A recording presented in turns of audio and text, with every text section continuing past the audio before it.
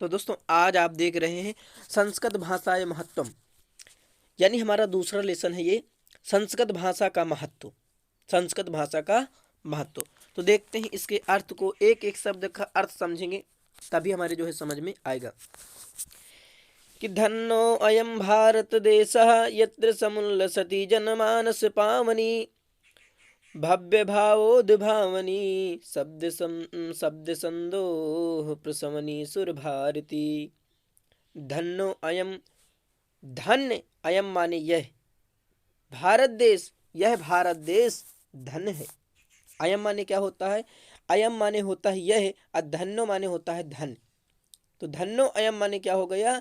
यह धन्य है भारत देश, भारत देश, यह भारत देश धन्य है। यत्र माने होता है, एक एक मीनिंग समझना है। अगर आपको ना आए तो ये जो अपने किताब पर आप जो लिखते जाइए। यत्र माने जहाँ, समुल्ल सती माने होता है सुशोभित होती है। यत्र माने जहाँ, समुल्ल सती माने सुशोभित होती है। जनमानस पावनी, जनमानस पावनी माने क्या होता है? मनुष्यों के चित्त को शुद्ध करने वाली। जन माने लोगों के चित्त को शुद्ध करने वाली।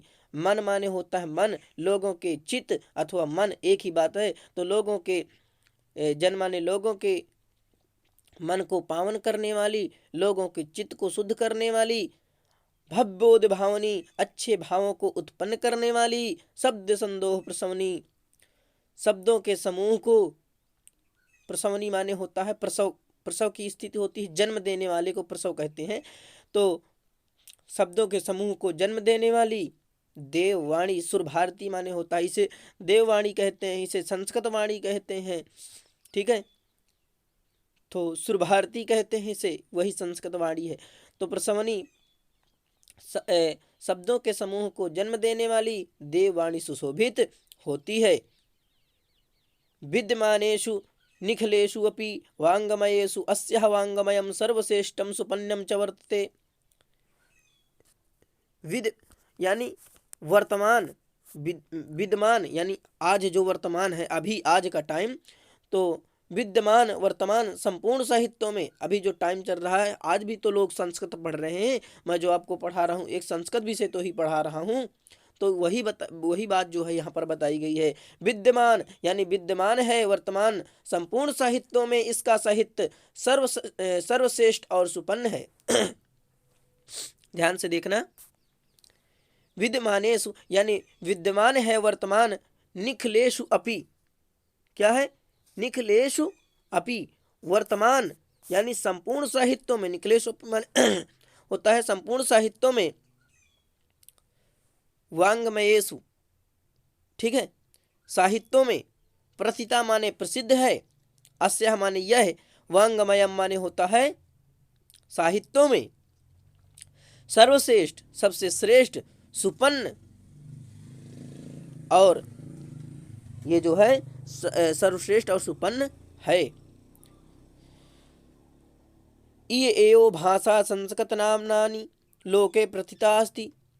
इय एव, यही, एव माने ही, यही भाषा ही अथवा यह भाषा ही संस्कृत नाम से, लोके माने संसार में, प्रथिता माने प्रसिद्ध, अस्ति माने है। यह भाषा संस्कृत नाम से संसार में प्रसिद्ध है। अस्माकं रामायण महाभारत ऐतिहासिक ग्रंथा, चत्वारो वेदाः, सर्वा उपनिषदः, अष्टादश पुराणानि, अन्यानि च महाकाव्य नाट्यादीनि अस्या एव भाषायां लिखितानि सन्ति। अस्माकं, हमारे, अस्माकं माने क्या होता है? हमारे या हमारा। तो हमारा थोड़ा यहाँ पर कम अच्छा लगेगा। हमारे रामायण महाभारत आदि ऐतिहासिक ग्रंथ, चत्वार वेदा, वेद कितने हैं? 4 वेद हैं। ठीक है, ऋग्वेद, अब आप समझ सकते हैं, ऋग्वेद, यजुर्वेद, सामवेद, अथर्ववेद, ये 4 वेद हैं। ठीक है, तो चारों वेद, चारों वेद, सर्वा उपनिषदा, समस्त उपनिषद, अष्टादश पुराणी, 18 पुराण, 18 पुराण, अन्यानि च महाकाव्य, और अन्य महाकाव्य, नाटकानि नाट्यादि आनि, तो यानी नाटक आदि, आदि माने होता है आदि और नाटक माने होता है नाटक, और महाकाव्य और नाटक आदि इसी भाषा में लिखे गए हैं। भाषायाम लिखतानि संति, इसी भाषा में लिखे गए हैं। संति माने है, ठीक है। ई एव भाषा सर्वा भाषा ई एव भाषा सर्वा सर्वा सामान्य भाषाणाम जननी जननी अतिमन्यते भाषा तत्व विद भी। यह भाषा, ये जो संस्कृत भाषा है, ठीक है, तो यह भाषा सभी भाषाओं की, ये जो भाषा संस्कृत भाषा है, तो यह भाषा वैज्ञानिक इसी भाषा को, भाषा वैज्ञानिक क्या है, यहाँ से अर्थ लीजिए, भाषा तत्वविद भी जो है यहाँ, तो भाषा वैज्ञानिक इसी भाषा को समस्त आर्य भाषाओं की जननी मानते हैं। एक बार फिर से देख लीजिए, ई एव भाषा सर्वा समारे भाषाणाम जननीति मन्यते भाषा तत्व विधि। यहाँ से तो जो भाषा तत्व विधि का अर्थ यह है, देखिए अस्या एव का मतलब होता है इसके ही या इस ही, ये नोट करते जाइए, आप लिख लीजिए, फिर बाद में आपको भूल जाएगा, तो आप किताब में अपने लिखते जाइए। अस्या एव माने होता है इसके ही या इस ही, भाषायाम माने भाषा में, भाषा में षष्ठी विभक्ति, संति माने है, सर्वा समारे भाषाणाम सभी आर्य भाषाओं की, सर्वा समारे भाषाणाम माने होता है सभी आर्य भाषाओं की, जननी माने होता है माता, क्या होता है, जननी माने होता है माता, बहुविध ज्ञान श्रयत्वम, अनेक प्रकार के ज्ञान का आश्रय होना, ठीक है। तो देखिए यहाँ से एक बार मैं फिर आपको अर्थ बता रहा हूँ, देखिए मैं थोड़ा इसे अपने पिन को लेकर यहाँ से बता रहा हूँ, ये यहाँ तक का अर्थ समझिए। इयो, इयो माने होता है यह भाषा ही सभी भाषाओं की, किसकी, सभी आर्य भाषाओं की, यहाँ पर लिखा ना सर्वा आर्य भाषाणाम, तो यह भाषा ही अथवा यही भाषा ही, यही भाषा ही, भाषा ही सर्व माने सभी भाषाओं की आर्य भाषा जननी मानी जाती है। मानते माने मानते हैं, भाषा तत्व विधि माने जो है, क्या बताया मैंने, भाषा तत्व में नहीं, भाषा वैज्ञानिक, भाषा तत्व भी माने होता है, भी माने जानकार, भाषा के जानकार, इसको ही, संस्कृत को ही क्या मानते हैं, सभी भाषाओं की आर्य भाषा, यानी सबसे अच्छी और सबसे बड़ी भाषा मानते हैं, ठीक है। कौन मानते हैं, भाषा वैज्ञानिक, जो भाषा के वैज्ञानिक हैं, आचार्य हैं, वो इसी भाषा को समस्त आर्य भाषाओं की जननी मानते हैं। संस्कृतस्य गौरवम बहुविध ज्ञानाश्रयत्वम व्यापकत्वम चनाकास्यापि दृष्टेर विषया। इसका देखिए अर्थ क्या है, ध्यान से देखना।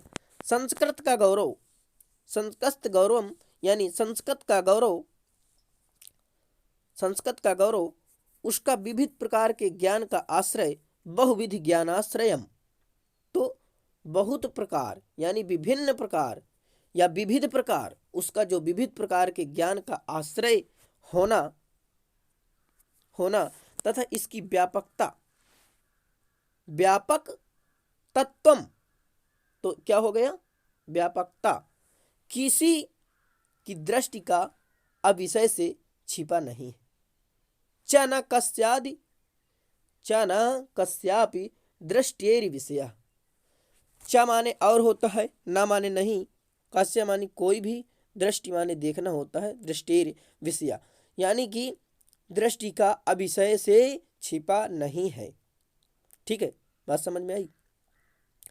संस्कृतस्य गौरव एव दृष्टि पथमान्य समयुगमाचार्य प्रवरेण दंडिना। संस्कृत के गौरव को दृष्टि में रखकर आचार्य प्रवर दंडी ने ठीक ही कहा है।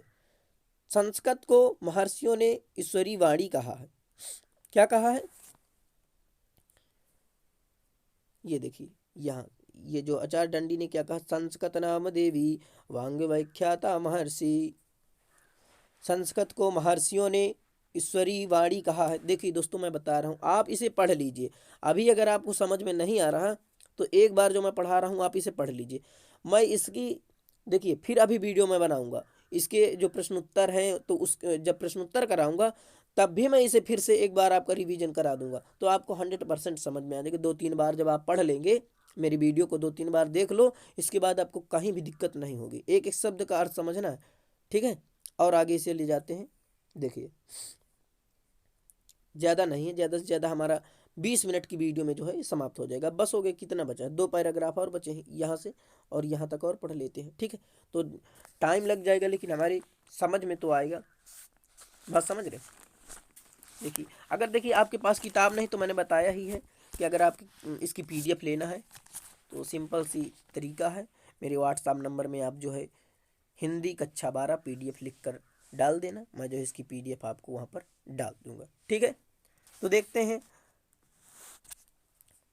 संस्कृतस्य साहित्यम सरसम व्याकरणश्च सुनिश्चितम।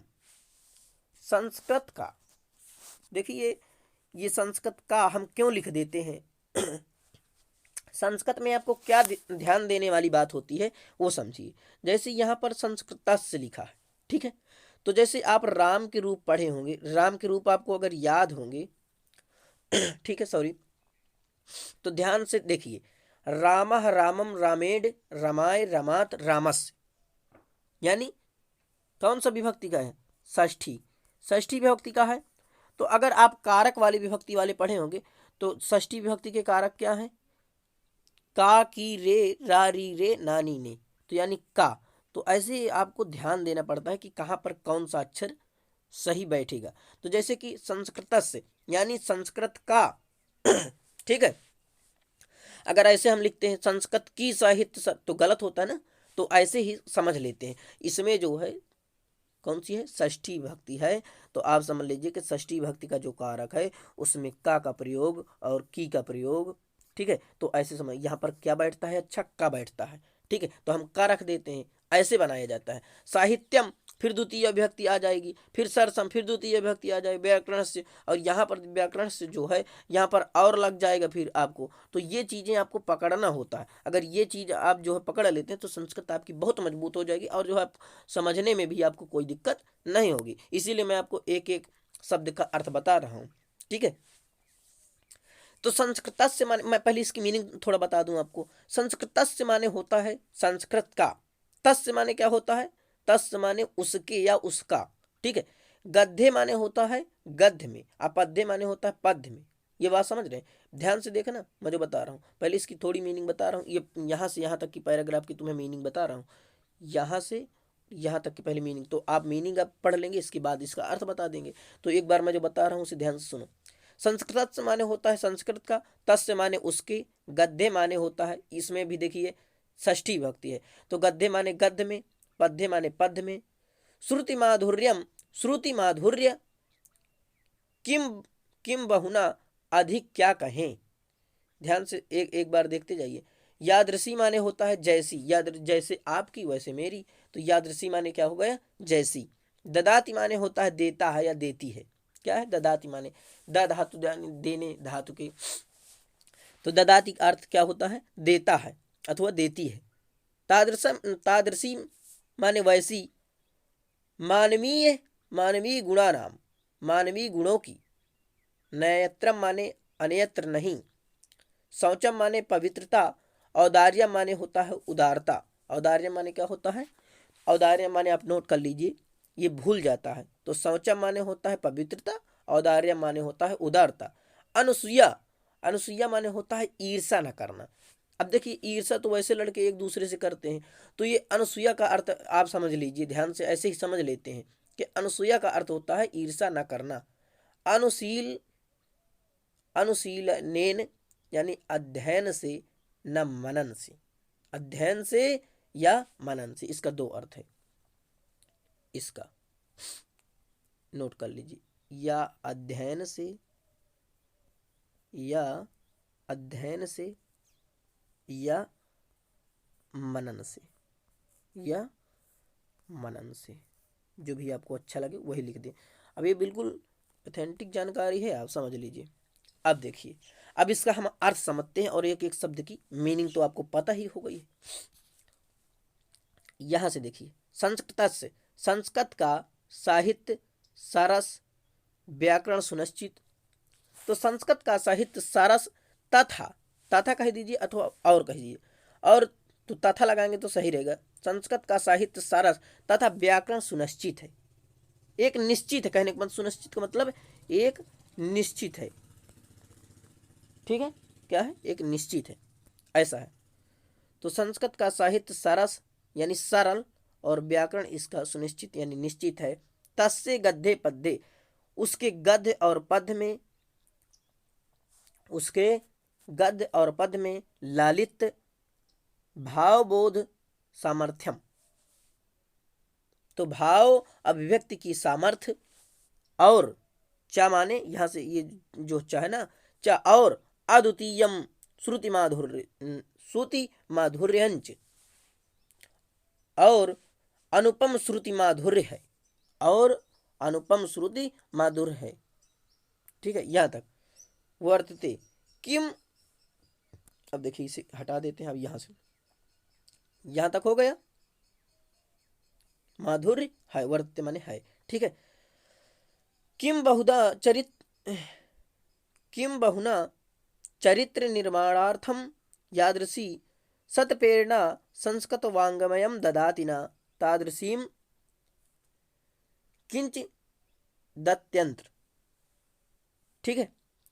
तो यादृशी माने होता है, मैंने अभी आपको बताया था कि यादृशी माने क्या होता है, तादृशी, यादृशी या तादृशी ऐसे कह दीजिए, जैसे यादृशी, यादृशी ये शब्द, और तादृशी ये एक ही शब्द है,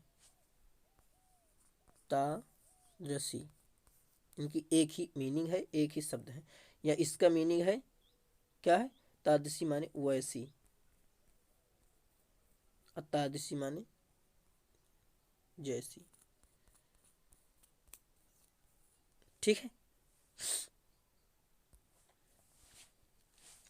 तो यादृशी जैसी, किम, किम अधिक क्या कहें, किम बहुना अधिक बहुत क्या कहें इसके बारे में, ठीक है, बहुत क्या कहें, ध्यान से देखना, बहुत क्या कहें, चरित्र निर्माण अर्थम, चरित्र निर्माण की जैसी, चरित्र निर्माण की, यादृशी माने जैसी, सतप्रेरणा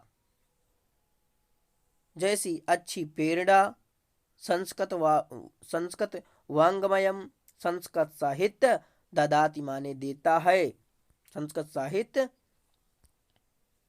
ये तो छोटा ही है, हाँ ठीक है, संस्कृत साहित्य ददाति माने देता है, ना तादृशीम वैसी, तादृशीम माने वैसी,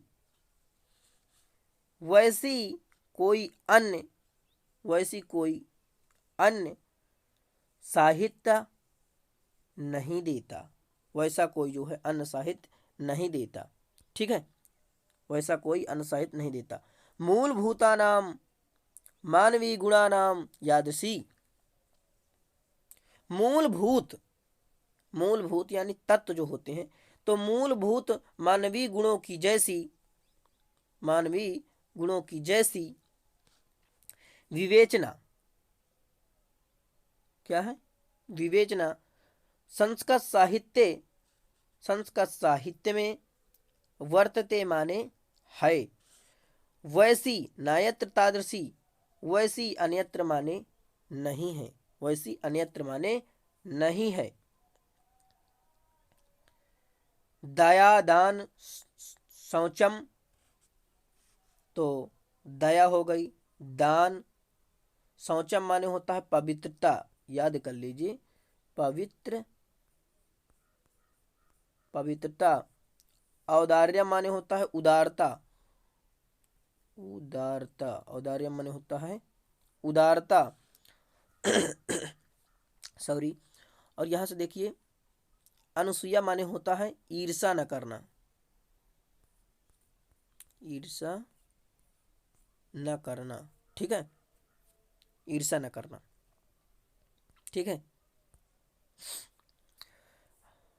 तो दया दान शौचम माने क्या बताया मैंने, पवित्रता, औदार्य माने उदारता, अनुसूया माने ईर्षा न करना, क्षमा, अन्य चाने के गुण, अन्य अनेक गुण इस साहित्य के अध्ययन से उत्पन्न होते हैं।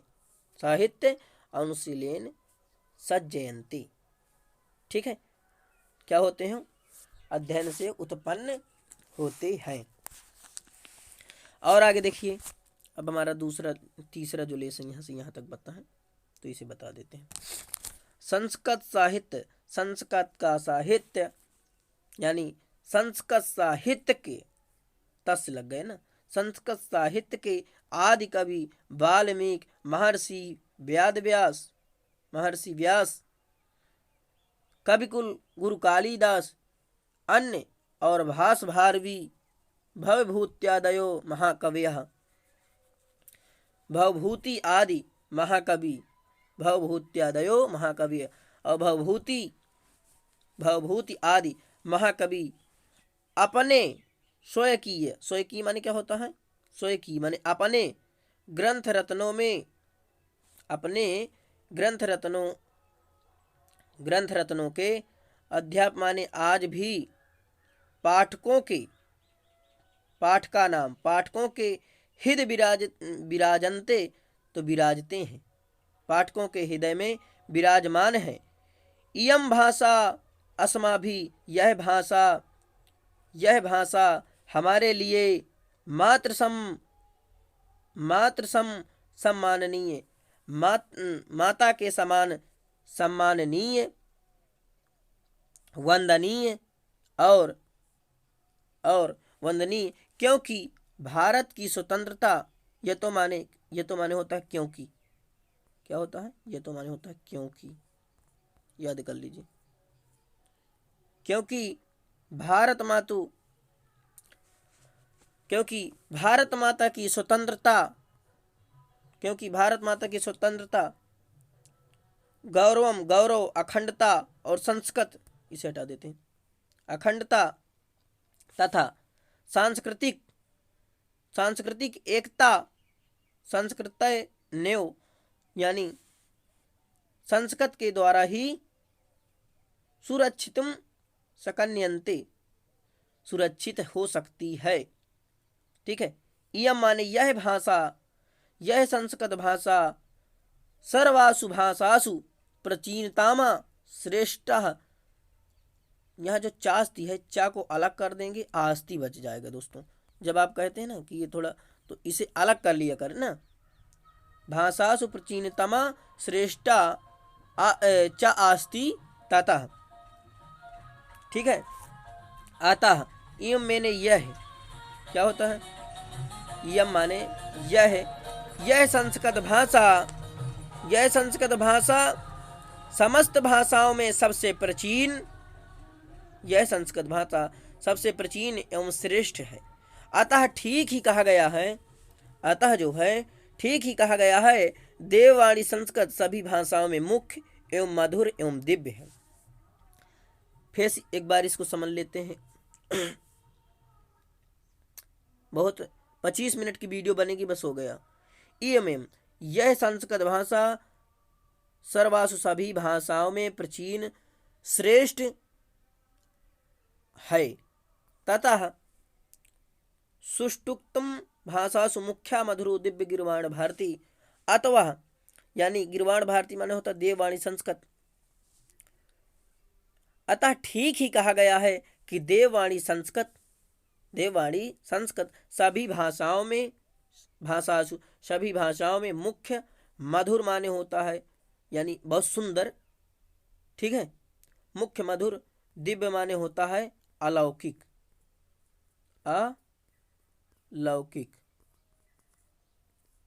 दिव्य माने क्या होता है, अलौकिक।